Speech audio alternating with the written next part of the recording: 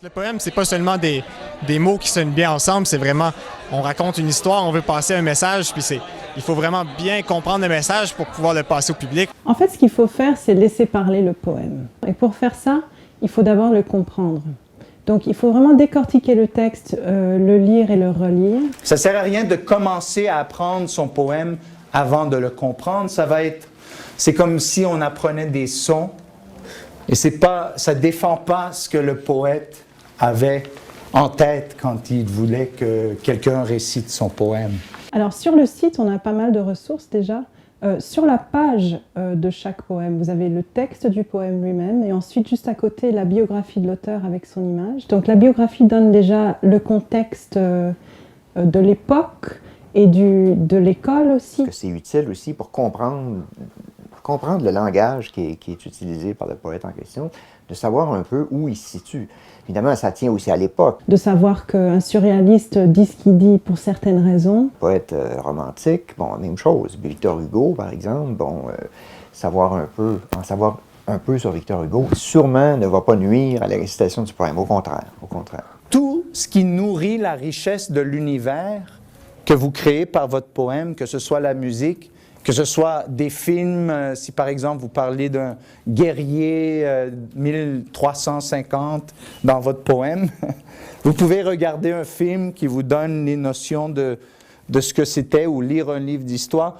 Il y a aussi la recherche, on peut aller voir sur l'Internet qu'est-ce que les gens disent sur ce poème. On peut aller aussi, bon, dans des dictionnaires d'auteurs, dans les bibliothèques. Hein. Peut-être peut se faire aussi avec le professeur en classe. Pour les enseignants, ils peuvent utiliser nos plans de cours pour aider les jeunes à bien comprendre leur texte. Bonjour. Ça va? Oui. Très bien, merci. Donc, bravo. Vous avez choisi de défendre un poème devant un public. Je suis fier de toi. Qu'est-ce que Hélène Dorion souhaite livrer à son public? Je crois que c'est une admiration de la vie. Il y a des gens qui sont, disons, dans des conditions pires. Ils essaient de mettre un contraste entre la beauté et quelque chose comme ça de la guerre qui est comme le contraire de la beauté, disons. Je crois qu'il veut plus nous dire que on doit être d'accord avec nos propos. Ensuite, on parle de l'âme, comment il faut être libre de bien s'exprimer, de vivre comme on veut vivre. Au début, on comprend pas trop, on pense qu'il décrit plus le paysage, parce qu'il y a juste comme une personne. Puis, admettons, dans la troisième strophe, quand il dit « Nature berce le chaudement, il a froid » ou bien... C'est ça. S'il avait le choix de changer les choses, qu'est-ce qu'il ferait? Je sais pas. Non, je te pose des questions difficiles. Hein. C'est pas, moi, j'ai pas la réponse non plus. Je te dis comme ça. On peut meubler l'univers du poème qui ont un sens pour nous. Peut-être que dans le temps, ils étaient obligés de se quitter parce que leur famille, c'était pas une famille qui se marierait facilement avec les pressions. Oui, ça se peut. Le plus essentiel, c'est de trouver un lien émotif pour toi.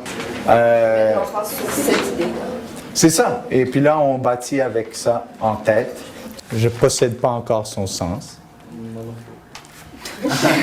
Non, mais c'est bien aussi, c'est un début. Hein. Il y a, tu sais, sur le site, il y a aussi l'explication du poète. Des fois, ça peut aider. Et il y a peut-être juste un peu de recherche à faire pour voir...